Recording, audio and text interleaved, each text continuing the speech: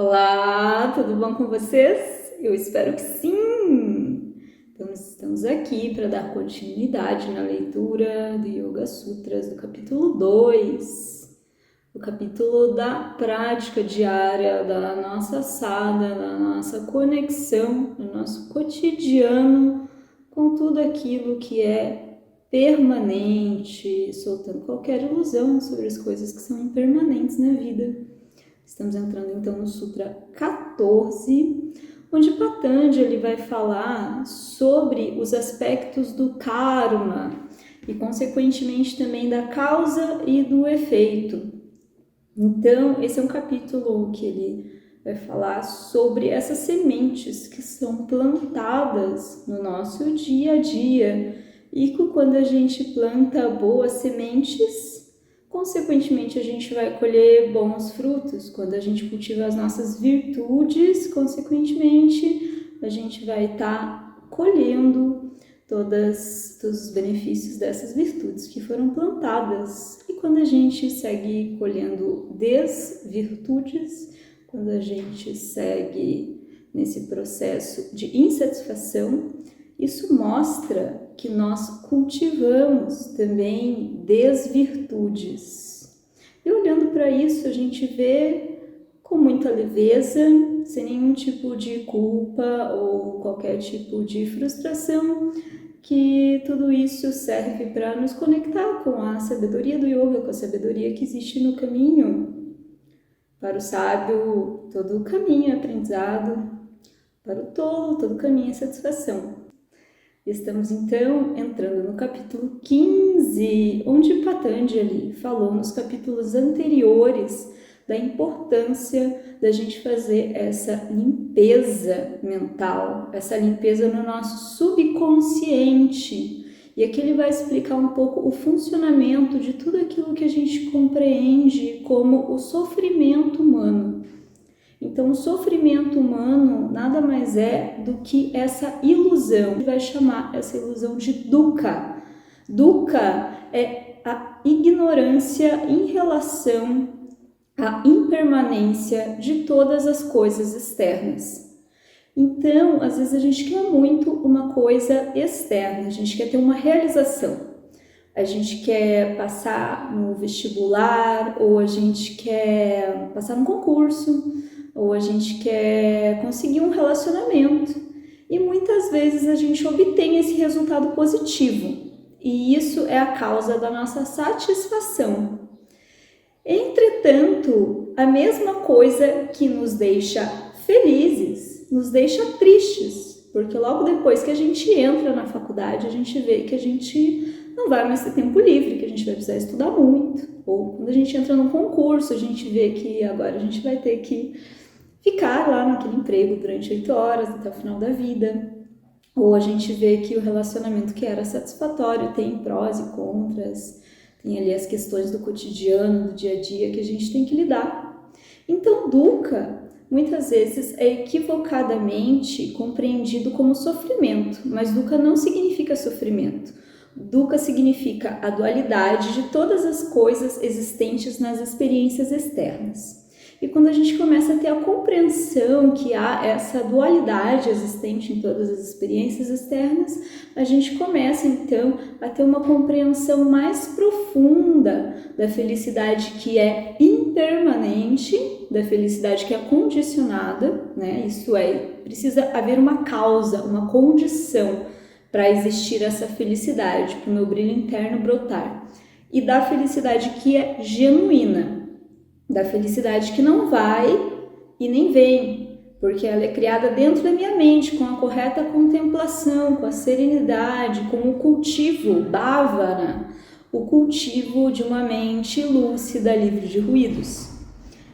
Então, quando ele fala nessa questão do dukkha, ele vai falar também sobre samskaras. Então, o que são samskaras? Samskaras são as marcas mentais. Então, todos nós temos marcas mentais. Algumas marcas mentais são positivas e a gente continua adubando elas, né, como uma planta, e algumas marcas mentais são negativas. Então, as marcas mentais negativas, é importante que a gente tire essa planta, essa erva daninha pela raiz. conforme a gente vai nutrindo esses samskaras, naturalmente a nossa vida externa vai se ajeitando. Por quê? Porque o todo é mental. Conforme a gente vai mentalizando com mais clareza de propósito, com mais alinhamento, tudo no externo, consequentemente, vai se abrindo, vai se alinhando também. Então, aqui Patanjali fala sobre a sabedoria em relação a esse dukkha e a não oscilação energética, que dentro da ciência do yoga a gente chama de gunas. Então, gunas são as 3 energias. E quando a gente estabiliza essa energia central em sattva, a gente consegue então uma estabilização da nossa mente. As 3 energias são rajas, que é o excesso do fazer, o excesso do externo, aquela pessoa que está sempre no esforço máximo, se dedicando ao máximo, trabalha mais do que dorme e sempre está com déficit de sono, vai na academia e corre muito na esteira, acaba tendo ali um tipo de lesão. E o outro extremo seria tamas. Tamas é a total letargia, aquela pessoa que dorme muito mais do que precisa, aquela pessoa que não consegue ter um ânimo, um estímulo para se exercitar, para fazer uma atividade que ela gosta, uma pessoa que está sempre letárgica. Então a gente tem esses 2 extremos, rajas e tamas. Uma pessoa que estabilizou em sattva conseguiu o alinhamento dessas 2 energias.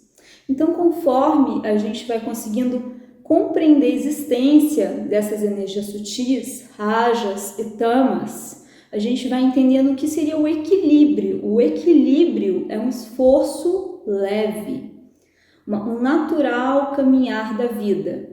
É uma constância com a gente caminhando sem pausa e sem pressa.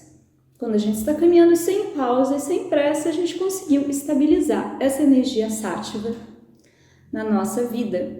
Existe um termo dentro do sânscrito que é a mente bodhisattva, a mente que consegue estabilizar no nosso alinhamento maior com a energia completamente equilibrada, com a nossa mente búdica, com a nossa mente que observa todos os fenômenos sem apego ou aversão. E nesse sutra, Patanjali vai falar novamente sobre dukkha. Como expliquei no sutra anterior, dukkha é um conceito que explica a não dualidade de todos os fenômenos existentes. Isso é, tudo aquilo que desejamos dentro de um aspecto externo causa satisfação e insatisfação da mesma forma. E quando a gente compreende que existe essa não dualidade em todos os fenômenos existentes na Terra, a gente começa então a se conectar com um aspecto mais interno do nosso ser. Então Jung chama isso de self, o yoga chama isso de purusha. Purusha é esse observador de nós mesmos que não vai nem vem. Então é esse observador que fala, nossa, hoje você está com a mente agitada. Ou esse observador que fala, nossa, hoje você está preguiçoso. Mas existe um observador vendo essa energia que brota. E essa energia que brota não é a nossa mente, né? Ela é uma parte da nossa mente. Mas a nossa mente ela é constituída de várias camadas. Entre elas, esse observador, essa mente búdica que observa todas essas energias que oscilam. E conforme a gente vai se conectando com esse aspecto de dukkha, a gente vai começando a ter uma clareza mental sobre um alinhamento energético que é sattva, de ter uma pré-ciência. Essa pré-ciência está relacionada em a gente conseguir visualizar algumas coisas do futuro. Então, vão tornar um adivinho, vão tornar um grande mago? Mais ou menos. A gente vai conseguir estabelecer um fio condutor tendo uma clareza sobre ação e reação. Isso é uma chave muito preciosa. Conforme a gente vai conseguindo se conectar com esse aspecto de ação e reação, que tudo que eu faço vai gerar uma energia no mundo, a gente consegue então começar a evitar Dukkha seria essa dualidade, essa instabilidade sobre tudo aquilo que ainda não aconteceu. Então, a gente dá um calote no karma. E o que é esse calote no karma? Esse calote no karma é a gente ver que a gente tem uma tendência. Por exemplo, tem uma tendência que é por exemplo, algum tipo de comportamento que não é tão positivo para mim, ou de repente um caminho que não é tão expansivo para mim, e eu começo a observar. Então, se eu fizer isso, esse fenômeno vai acontecer, consequentemente isso e aquilo. Então eu olho, observo sobre o que seria essa possibilidade e eu evito qualquer tipo de sofrimento, qualquer tipo de insatisfação que ainda não aconteceu. Quando eu começo a evitar qualquer tipo de insatisfação que ainda não aconteceu, eu evito também realizar ações que estão relacionadas àquele processo insatisfatório. Por exemplo, se eu sei que tem algo que está a me incomodar em algum lugar, eu começo a evitar aquele lugar, eu não preciso seguir indo naquele lugar. Ou de repente a uma determinada pessoa, eu não preciso seguir me conectando com aquela pessoa. Se eu sigo num caminho que eu já tenho uma clareza que vai me trazer uma insatisfação, então eu estou continuando uma situação onde eu estabilizo um karma que vai gerar consequentemente a mesma ação.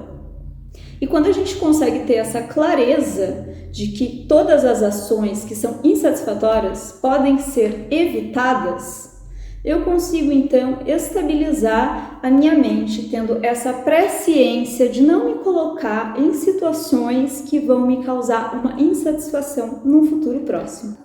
Então, como eu já havia falado nos sutras anteriores, o yoga ele divide tudo aquilo que é impermanente daquilo que é permanente, né?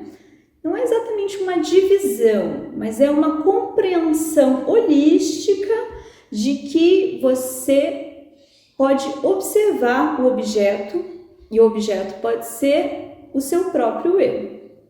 Então, o que seria esse próprio eu? Esse próprio eu é o eu impermanente. Tudo aquilo que a gente faz no momento presente. Por exemplo, quando a gente é criança, a gente tem uma determinada identidade, determinados afazeres da nossa vida. Quando a gente é adolescente, são outras necessidades, outros afazeres. E quando a gente é adulto, a gente tem uma outra vida e outras necessidades, outros desejos, outros afazeres, né? Isso são identidades, são bolhas de realidade. E essas bolhas de realidade vão se movendo, se modificando tempo após tempo. Quando a gente chegar numa outra idade, no final da nossa vida, as necessidades muito provavelmente serão outras necessidades também. Então essas são as nossas bolhas de realidade. As nossas bolhas de realidade, elas são vistas por um observador que não vai nem vem. Esse observador é denominado no yoga como Purusha. Purusha seria o nosso núcleo, o nosso centro, que não vai nem vem, que fica observando, nossa, eu já vivi isso tudo, e fica contemplando também os sofrimentos, né? O sofrimento de uma criança, às vezes é um brinquedo que ela queria muito e que ela não teve êxito em conseguir aquele brinquedo, ficou chorando ali no shopping. Os desejos da vida adulta não são muito diferentes disso. Às vezes a gente quer um determinado trabalho, um determinado relacionamento e há então uma frustração. Mas esses desejos são todos efêmeros. E quando a gente vê que existe esse observador que não vai e nem vem, a gente se conecta com essa realidade última, que é o nosso self, que é a nossa mente intrínseca.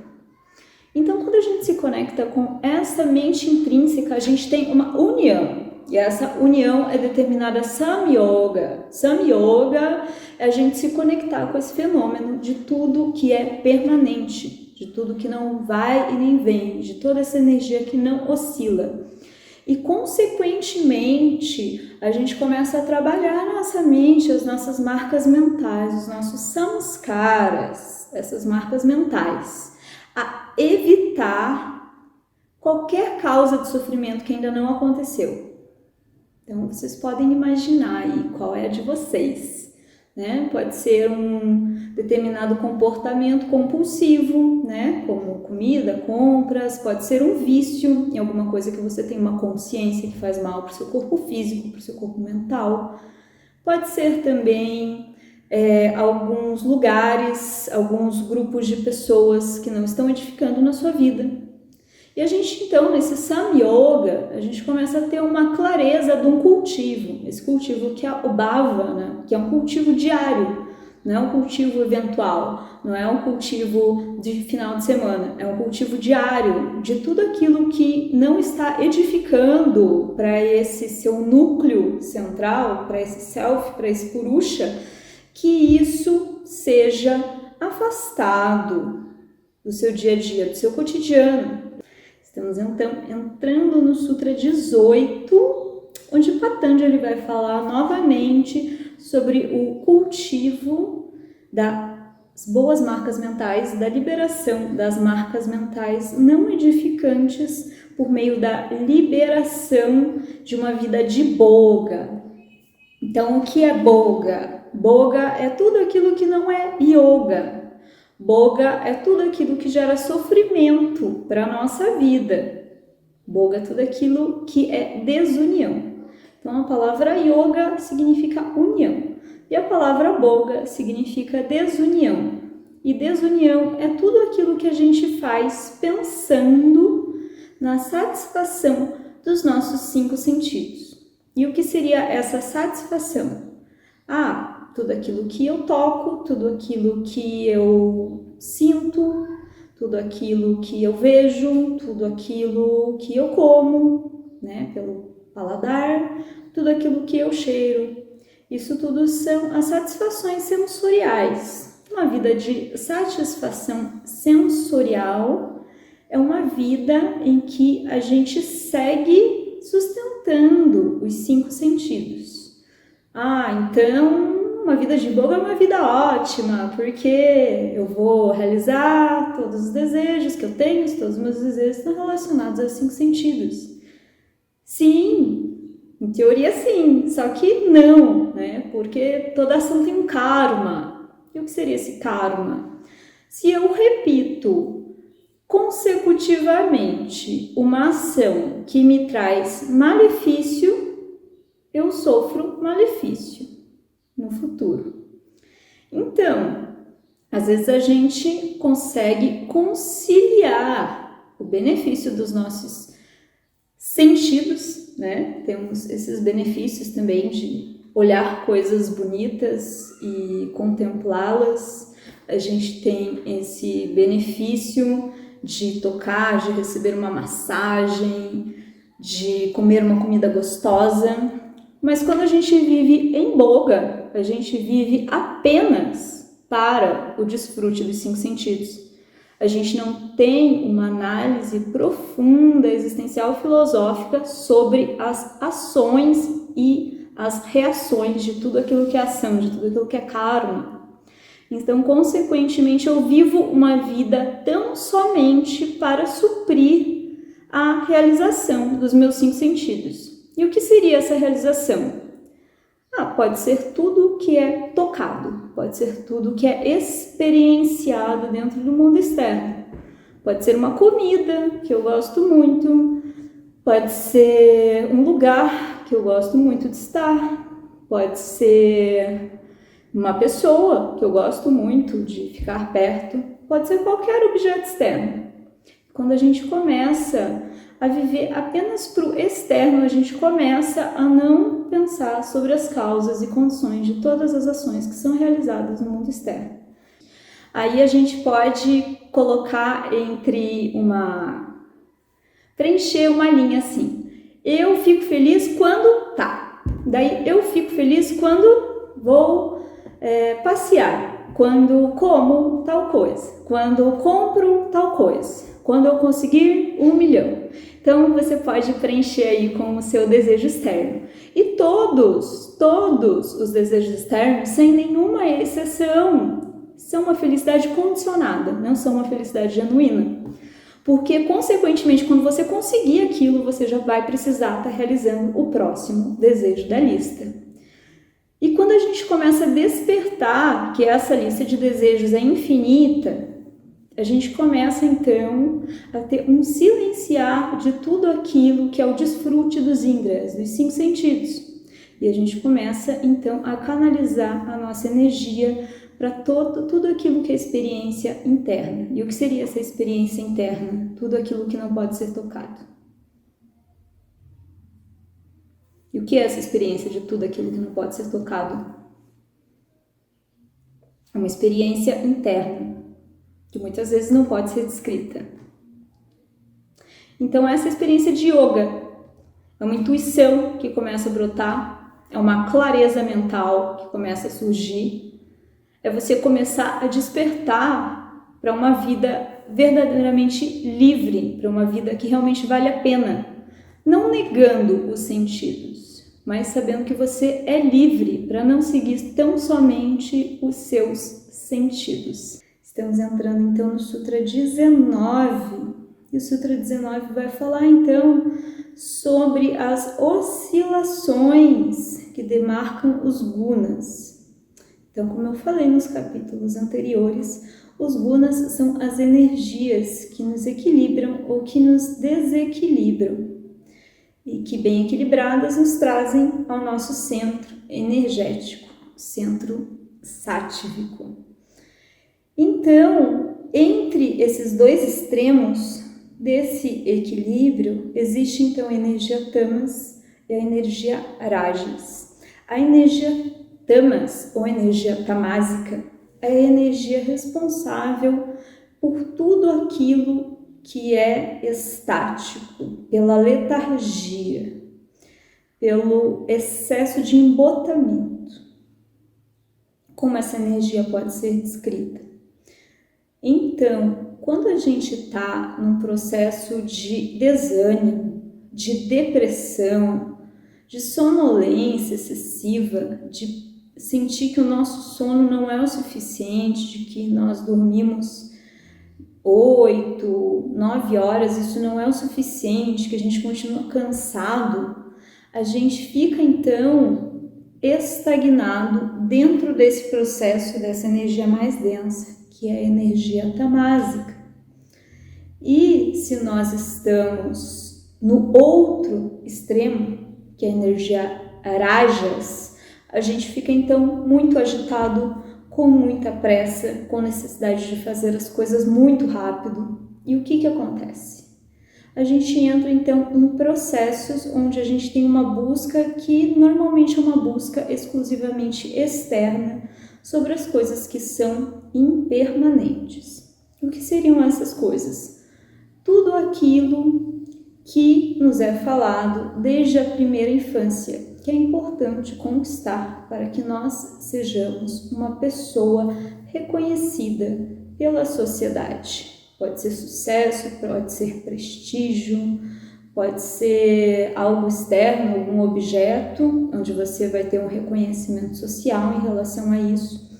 E nós ficamos muito presos nesse processo de trabalho incessante para uma realização externa. Entretanto, como eu havia dito nos sutras anteriores, essa realização externa é ilusória. Por quê? Porque a lista de desejos é infinita. E quando a gente realiza um desejo, em seguida tem um outro desejo. Isso significa que não podemos ter desejos? Não.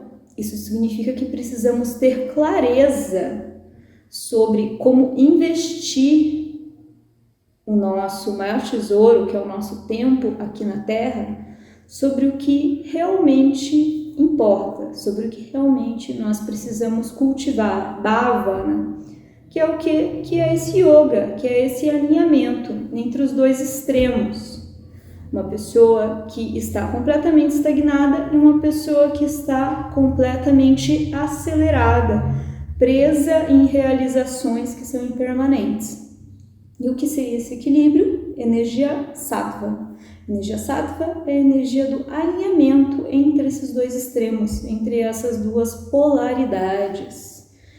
Então, quando a gente começa a se conectar com os aspectos não duais do yoga, a gente vê que as duas energias são fundamentais, que existe o trabalho, que existe o descanso, o dia, a noite, né? Para que a gente consiga estar realizando esses processos de trabalho, de descanso, que a gente consiga se conectar com as forças de tudo aquilo que é permanente. E o que seria tudo o que é permanente? Tudo aquilo que você consegue não tocar é o que é permanente. Mas como assim? Tudo aquilo que você consegue cultivar dentro do seu interior é aquilo que é verdadeiramente seu, é aquilo que ninguém pode tirar de você, é aquilo que nenhuma crise econômica pode abalar, é aquilo que você consegue passar para os outros e que você pode então multiplicar, que é o seu conhecimento, que é a sua interiorização, que é a sua paz interior, que é a sua harmonia.